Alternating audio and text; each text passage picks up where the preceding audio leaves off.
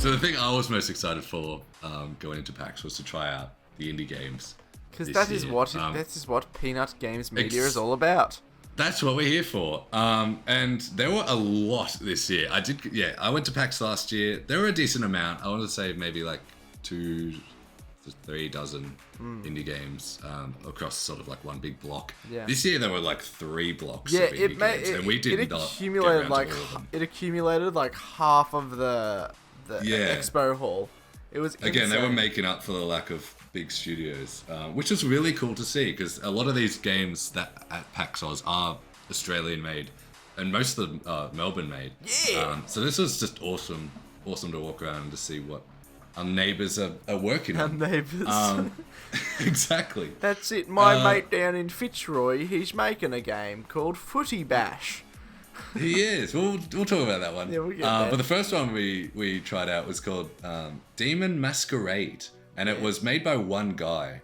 Well, most of these games are made by 1 to 5 people maximum. Yeah, which is crazy. But I was impressed by this one because the art style. That's what took you by surprise. Yeah. It was just like, oh, man, I just love it. Some good like hand drawn animation. It's very like it takes the style of a visual novel. This one.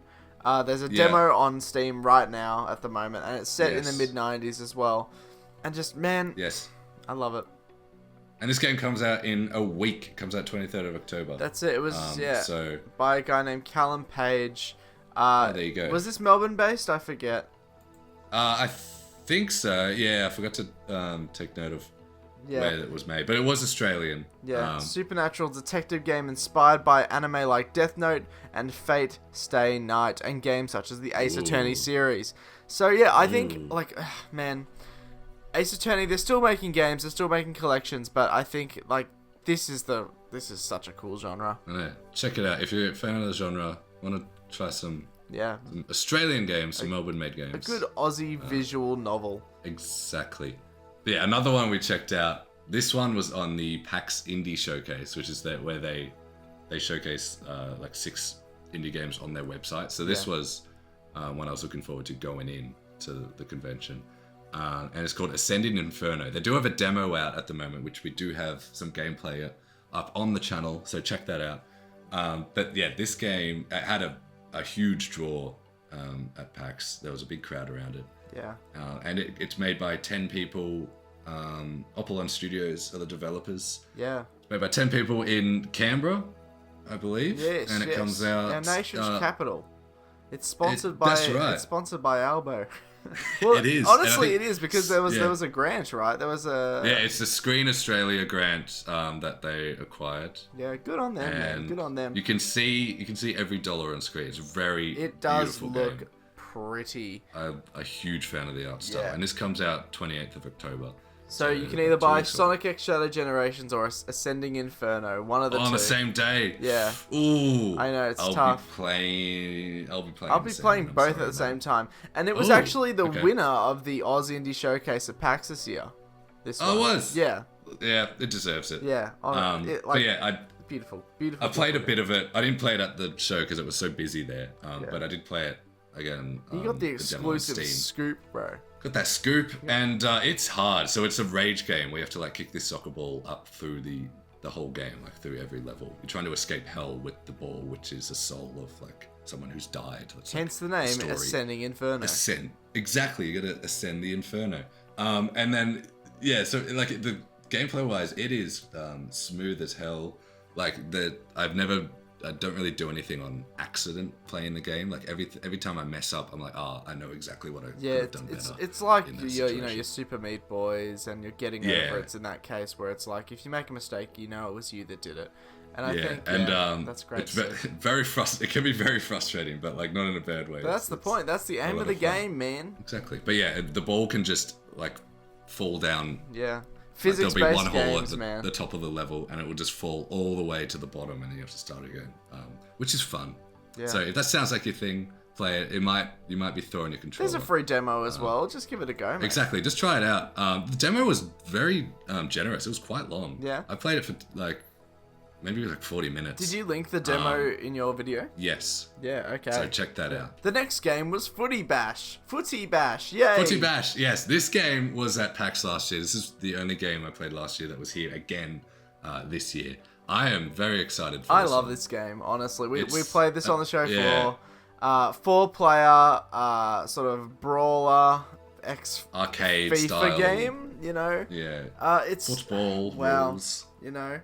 Yeah. And So it had Melbourne. a bigger booth than it did. It is.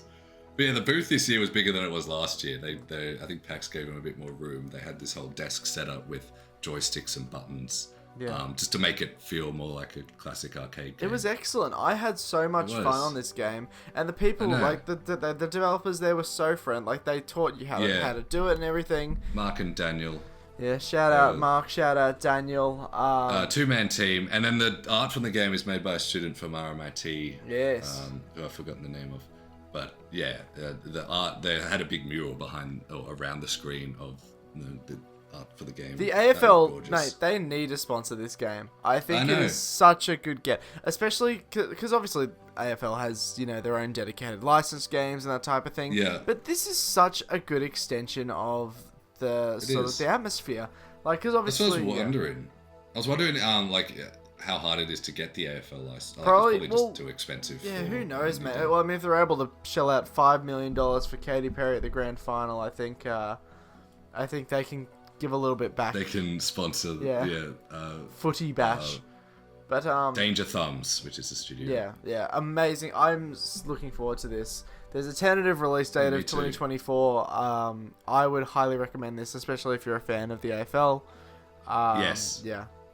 This is like different. If you want a change of pace from your AFL 23, which is your more in-depth, like FIFA equivalent of the Australian rules football, this is your arcade style game. This is absolutely just pick up and play, just with 4 mates. Yeah. It's a lot of fun. And it was difficult. Yeah, go ahead. Sorry, I had a difficult time like keeping track of my player on the screen at some times. Yeah, but look, that's the gameplay. That's FIFA. It is. You know? Yeah. And yeah, you can download a demo on Steam post haste if you like. You can. So there were some other games that I'm just gonna run through quickly because we didn't get to try all of these. Yeah, because there were but so they many. Pretty good. So many games. There were so many games. But the first one was Anticitizen Red, which is a third-person shooter. And yeah, it looks like a lot of fun. We didn't get to play it, but it's very Doom-inspired. Sort of looks like your classic Halo. Yeah, and Max Payne. Max Payne as well. It has that bullet time effect. Sort of like a spiritual sort of homage to that type of game. Yeah. So we walked past that, and it looked good. Just thought I'd shout it out. Another one was Spies and Soldiers, which is another Melbourne-made game. Yeah. This is a strategy game, and says it will be released soon, but there is a demo on Steam. So that's another cool game to check out. Also to mention Nullstar Solus. Yes, that's this one release date. It is. This one, the art style is beautiful. It's sort of a 16-bit. It's like almost HD 2D-esque. Yeah, it looks. It looks so nice. And it looks like pixel-based Super Metroid. Games. Yeah, Metroidvania. Beautiful game. Yeah, not much. We didn't get to try it, but yeah, just thought I'd shout out that one. Another one we didn't play, but I looked this up. I took a bunch of cards off every booth. He was doing his networking. He was like, I'm going to rug up to every single indie developer in this expo hall. For good reason. I mean, some people have made some excellent games. I mean, Memories Reach. Exactly. Yeah. Yeah, we didn't get to play this, but I looked it up later, and I'm annoyed I didn't because this is a game I will be playing. Yeah. This is a 3D Metroidvania. Sort of like the Prime series. Yeah. Yeah, it looks lovely. It looks like, I don't know, it looks like your Halo. Visually, it looks like Halo or Metroid. But yeah, I'm excited to play. It's probably not a very long game, just based on the fact that it's 3D. I'm sure that takes ages to make, but the art style was gorgeous. I was surprised it being an indie game. Yeah. So I'll definitely be playing that. The next one is Foodomina. Foodomina? And this is, man, this one gravitated to me. Looks like the pixel-based art style, the sort of the chibi character models. wow. I'm so impressed. It has a top-down sort of thing, like Undertale, Link to the Past, that type of thing. And yeah, man, why can't more games look like this? I mean, I know pixel art has its place on the eShop, but I mean, just in more general spaces, I'm just like, yeah. Yeah. Yes, and I just thought that was cool. They were one of the studios that either got, I think it was a Screen Australia grant or Vic Screen, one of the two. Yeah, absolutely. So they've got some money behind this game. The it's art just awesome style, to see. Yeah. Yeah, I'll be watching this one keenly. Yeah. And lastly, on the list is a little game called Hexa Quest, and this one we did speak to the developer. Very nice guy. Very, very humble guy. He spoke for a while. And it's cool. It's coming out 2026, I think he's told us. So it's still a little while away, but the game looked finished. Yeah, I was very impressed. It's sort of, Yeah. you know, those mobile games where you sort of moving a dice along and you've got to sort of match it in order to progress into the thing. This is sort of the same thing, except there's sort of more of an action element involved. It reminded me of Block Swords, with the cool maths games. We have to sort of maneuver a block around this grid. I don't know if you. I don't know if that's gonna translate. I do remember that game though. That was absolutely. Yeah, no, I think people know what I'm talking about. But yeah, it's like Block Swords, but you play as a dice, and each side of the dice, you can assign a weapon or an ability, and you have to sort of maneuver that side of the dice into an enemy or an obstacle to get rid of it or perform an action on it. So it's like a puzzle-based sort of tactical game. What's the genre? What am I? Well, it's a strategy game, you know, puzzle strategy game. Yeah. We were talking with the dev, and he only started development at the start of this year. So it makes sense that it's a 2026 release date. And the fact that he's already got a playable demo out at the moment and also showcasing it at PAX, insane. And you can actually support his Kickstarter on this game. We might link it in the description. Yeah. But yeah, definitely check it out. Hexa Quest. Check out all these games. We didn't get to all the indie games. Yeah, there was one that I wanted to note before we move on. Called Hello World. My friend's roommate made that game. He'd had a part in the dev team. Yes. It's sort of a mobile, sort of busy game, that type of thing. Yeah, I'd highly recommend you check that out. Alright. I'm sure Hello World. Hello World. Check that out. Not the travel agent, but the indie game made in Melbourne. Yes. But yeah, great showing from Melbourne and just Australia in general. Yeah. There were games from all over the world here as well. Exactly. I mean, we're known for our indie scene, man, you know. Exactly. And then that transitions into bigger budget releases, you know, like Sonic Mania, LA Noire, you know, that's a bit in the past, but you know, it's Australia's industry is booming more now than ever. It is.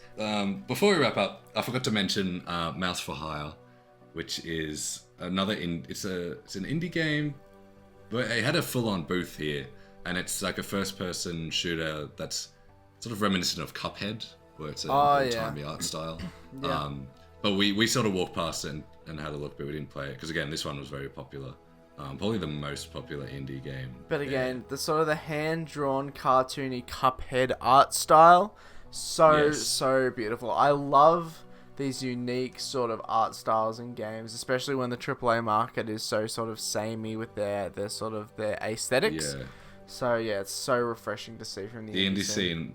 Seems to have the most originality these days. Yeah, absolutely. The games, and I think that comes out next year. Yeah. So look forward to it. Put it in the calendar. Put it in the calendar. Put it in the calendar. Put it on the fridge, and and cross off each day until the release. Look at it every morning when you wake up to your Nintendo alarm. Oh my! Yes, that's Still salty that there was no alarm showcase. Yeah, as you can tell.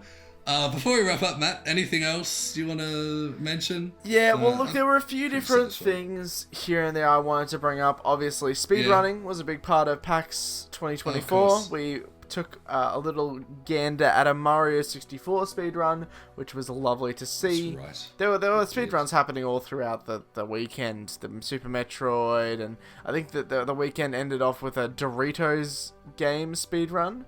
So Awesome. that's good to And know. there was a wedding. It wasn't me We and saw a Oliver. wedding. Well, It was yeah, we didn't get married yet, but no, we will. Well, next PAX. next PAX. We'll get yeah. married. So this was the trial ground for our wedding. So it was a game Yes. called Cult of the Lamb. I've Yes, done next to no research on it, Oliver. That was a big it's Melbourne indie. It wasn't at PAX last year. It was on sale. it It's is. on sale at the moment. It's $35 on Steam. It's part of the Devolver Digital Collection, and so they had this big sort of altar stand, and yes, safe to say, people got married. People did get married. There were 2 weddings at PAX, and we're not joking. A start to a blossoming relationship. I hope that Yeah. Devolver gave them the game for free I hope so. as a wedding present. But yes, very unexpected, but cool thing at PAX Yeah. this year. Yeah, Yeah, don't have much more to say on that. Yeah, aside from that, there were some really weird sort of elements to PAX. I mean, the tabletop scene, so big, so massive. It was very Yeah. segmented from the game stuff, though, which Yeah. meant we didn't really get a chance to take a gander at it. There was a Sorry, we didn't dodgeball talk course. about that more. There was. There was a dodgeball. Full-on dodgeball tournament going on. I was watching Andrew Garfield's Spider-Man just absolutely destroy some gamers with dodgeballs. It was good fun to watch. Yes. I don't know why that was there, what game it was promoting, but you know what? I don't know either. It's Yeah. it's entertainment, so that's what we'll get. We didn't really take a look at any of the panels or the Q&As. No. There were a few notable people that actually did show up to PAX this year. Barjo from Good Game. He'd had a few That's meet and right. greets throughout the weekend, which we missed, unfortunately. We were in line for Sonic X Shadow Generations. That's right, because we were there for like an hour. Yeah, we substituted a childhood hero, Barjo, for Sonic. So that's good. That's a win for us. Yes. Shout out to Zelda Universe, who Yep, are Zelda Universe. Australian-based Zelda YouTube channel / Instagram page. They had a they're meet and pretty greet cool. there. Yeah, They absolutely. did. They were there the day we were there. I just forgot to show up. But, Yeah, a bunch yeah. of Australian YouTubers had meet and greets. Colorshed Productions, he does a lot of open world game and racing game reviews. He's an excellent YouTube channel. Peanut Games Media was there walking around. Oh mate, he was there too. He was getting the coverage. Planking. He was planking like crazy. He was getting into it. There was jumpers. also Mini Me, who does a licensed game reviews. He did a meet and greet, and then also I just realized, but the Cold Ones boys, Max and Chad, actually had a meet and greet at one of the PC stages. So that's crazy. I mean, like, And there was a streamer signing autographs, and I didn't know who. I didn't recognize her. But, Yeah. shout out to her. Yeah, shout out to all the streamers. Shout out to the esports pros, obviously. And that streamer streaming in front the Sega booth, who was just in a box with glass, In a box, just and- being watched by everyone in line. Yeah, good on her. Good on her, and she only died like 4 times in Sonic, so Yes. that's fine. But yeah, I think in terms of personnel, while the companies on offer may have been lacking, the Australian talent and individuals were definitely there this year. So that's a win and a half. That kind of was very wholesome of you. Yeah. Yeah. And there were definitely. Yeah, go on. Yeah, just quickly, there were definitely less people than last year, if I had to compare. Yeah. I think, again, we've just spoken about this heaps, but the lack of Nintendo That's I so think telling. really Yeah. lowered the numbers, which made the lines a lot shorter. Not for Sega, but not for Sonic. Yeah, I think, and there was more room to sort of move around and sort of, get food easily, that type of thing. It was. Yeah. But yeah, it is a little concerning because, obviously if Nintendo doesn't show up, it's clear from this year that people aren't going to go. And if this carries on, if more and more studios pull out. But it's a who give and knows? take thing because Nintendo gets a benefit out of PAX. They get to show off their Exactly. especially next year with Switch 2 that's coming out. They've got to show off Yeah. that console next year. I hope most so. they can. So fingers crossed. And in that case, Matt, what would you rate this out of 10? PAX Aus 2024. Well, 1 to 10. What do you reckon? I feel like, look, the games that were there were excellent. I'm so glad that I got to play Sonic X Shadow Generations as a Sonic fan. And the Steam Deck as well. There was good emphasis on PC and PC handheld gaming. But yeah, I feel like there's got to be that the big three to back it up. You know, Nintendo, Microsoft, and Sony. Just come along, mate. Just come along. It's free It's publicity. Your friends are here. Your friends are here, mate. Join Console Wars. Join the ride. Say hello to your friends. Exactly. So I would for that reason, I would probably give it maybe a 6.5 to a light 7. Yeah. Okay. Out of 10. I think the lack of Nintendo is very, very overt. There's definitely a PC gaming preference. There's definitely a tabletop preference, which is totally fine. Just not really my thing. But also, the other thing is, because there's so many different segments, there's your console games, there's your PC games, there's your cosplay, there's your tabletop. Who is this for? You know? There's so many different audiences coming in, and it can blur the lines a lot. That's just my opinion. Okay. Yeah, I would. I'm similar to you. I'd give it like a 6 or a 5.5. It's a bit low, but yeah, like the indie games and Sega together, I think carried this convention absolutely heavily. But the fact that the main show in here was Sonic Shadows Generation, which is like mostly a remake. I know it's also coming with Shadow Generations, but the fact that the biggest draw here was a remake primarily of another game, it's a little disappointing, I think, because last year we did have Mario Wonder, a new tentpole release from Nintendo, and Sonic Superstars, a completely new Sonic game. Yeah. And so those two together, I think, like last year, I'd say it was like an 8 out of 10. It was pretty superb. It was very this fun. year, not a big draw. I wouldn't have recommended anyone to go to PAX just to try new games, because there wasn't really anything there.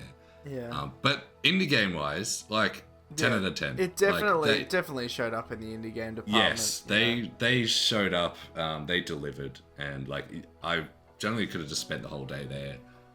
Honestly. So yeah, I'd say. Well, you couldn't, because you got a bruised rib cage out of it from planking all day. So you couldn't just spend the whole day there. So really, you're a fraud. I had to go home. You had to go home and ice your chest. Yeah. Yeah, 6 out of 10 from me. 6 out of 10. But I'll show up next year. We'll see what's I'll go for the indie games. I think there's room for improvement, but I think it wasn't. Look, I don't think it's worth $75 as an entry fee. No, yes. I also think that we were only there for one day, and there was plenty on offer if we wanted to take it, even if it wasn't. But it can really get pretty crowded.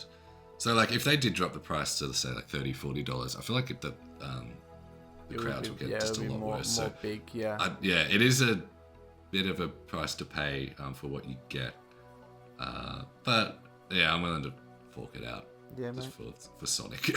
For Sonic, for my boy Sonic. Yeah. You know. So cool. That's that, I guess. Awesome. You know. Thank you, Matt, for joining me on this little discussion. That's okay. About PAX Australia. It's a pleasure. Really appreciate it. Where people listening, where can they find you at? Look, I'm an Australian-based filmmaker. So I've got a couple of projects in the works. You can follow me on Instagram at matt_r.ob. I've got a YouTube channel in the works that's coming up. We'll be releasing some video essays and comedy videos and some gaming stuff as well.